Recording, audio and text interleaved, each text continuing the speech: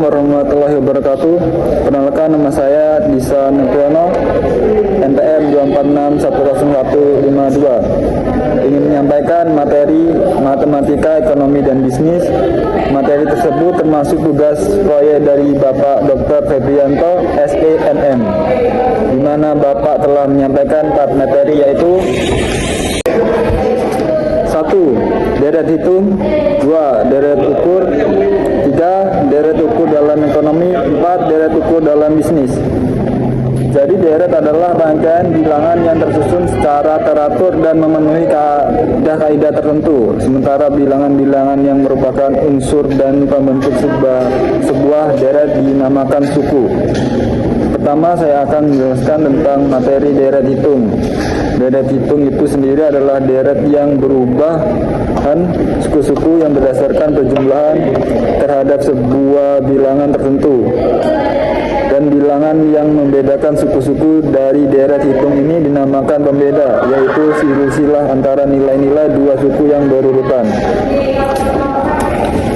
Keterangan rumus, di mana A adalah suku pertama atau S1, B adalah pembeda, dan N adalah indeks suku. Besarnya nilai suku tertentu dalam kurung ke N dari sebuah deret itu dapat dihitung dengan menggunakan rumus ini. Jika Sn belum diketahui, kita menggunakan rumus yang berbeda. Yang kedua, deret ukur dalam ekonomi. Deret ukur adalah deret yang perubahan suku-sukunya berdasarkan perkalian terhadap sebuah bilangan-bilangan tertentu. Bilangan yang membedakan suku-suku sebuah deret ukur dinamakan pengganda, yakni merupakan hasil bagi nilai-nilai suatu suku terhadap nilai suku kedepannya. Keterangan rumus deret ukur, di mana A adalah suku pertama, P adalah pengganda, dan N adalah indeks suku. Dan yang terakhir adalah deret ukur dalam bisnis. Keterangan deret ukur dalam bisnis, di mana F adalah jumlah di masa datang, I adalah tingkat bunga per tahun, dan N adalah jumlah tahun. Materi kedua adalah fungsi. Fungsi adalah suatu bentuk hubungan matematis yang menyatakan hubungan ketergantungan dalam kurung hubungan fungsional antara suatu variabel dengan variabel lainnya. Dan sebuah fungsi dibentuk oleh beberapa unsur-unsur. Yang pertama adalah variabel, koefisien, dan konstanta. Variabel itu adalah unsur pembentuk fungsi yang mencerminkan atau mewakilkan faktor tersebut dilambangkan dengan huruf-huruf Latin.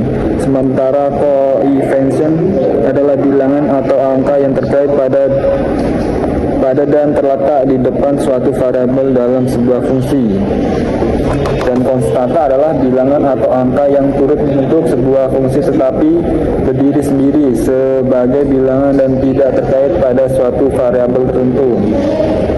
Di dalam matematika, ekonomi, dan bisnis terdapat dua fungsi, yaitu fungsi linier dan fungsi non-linier. Fungsi linier sangat lazim diterapkan dalam ekonomi, baik dalam pembahasan ekonomi mikro maupun ekonomi makro. Dua variabel ekonomi atau lebih yang sangat berhubungan seringkali diterjemahkan ke dalam bentuk sebuah persamaan linier. Beberapa fungsi hubungan linier dalam penerapan ekonomi diantaranya: 1. Fungsi permintaan. 2. Fungsi penawaran. 3. Keseimbangan pasar. Fungsi non-linier adalah fungsi yang pangkat dalam variabelnya lebih dari 1. Materi ketiga adalah diferensial pada elastisitas. Terdapat beberapa kaidah di diferensial. 1. Kaidah konstan. 2. Kaidah linier. 3. Kaidah pangkat. 4. Kaidah penjumlahan dan pengurangan. 5. Kaidah perkalian. 6. Kaidah hasil bagi. Diferensial elastisitas permintaan ialah suatu koefisien yang menjelaskan besarnya perubahan jumlah yang diminta akibat adanya perubahan harga. Jika fungsi permintaannya dinyatakan Q, D sama dengan F dalam kurung P. Selanjutnya, materi terakhir adalah integral. Terdapat dua jenis integral. 1. Integral tak tentu. adalah kebalikan dari diferensial, yakni suatu konsep yang berhubungan dengan proses penemuan suatu fungsi asal apabila turunan dan fungsinya diketahui. Keterangan rumus. K adalah konstanta yang nilainya tidak tertentu dalam rumus ini. Tanda integral f dalam kurung x dx adalah diferensial dari f dalam kurung x. F dalam kurung x disebut integral, dx disebut diferensial. F dalam kurung x adalah integral partikular. 2. Integral tak tentu adalah suatu konsep yang berhubungan dengan proses pencarian luas suatu area yang batas-batas atau limit dari area tersebut sudah tertentu. Sekian materi dari saya. Jika saya ada salah kata, saya mohon maaf. Terima kasih. Wassalamualaikum warahmatullahi wabarakatuh.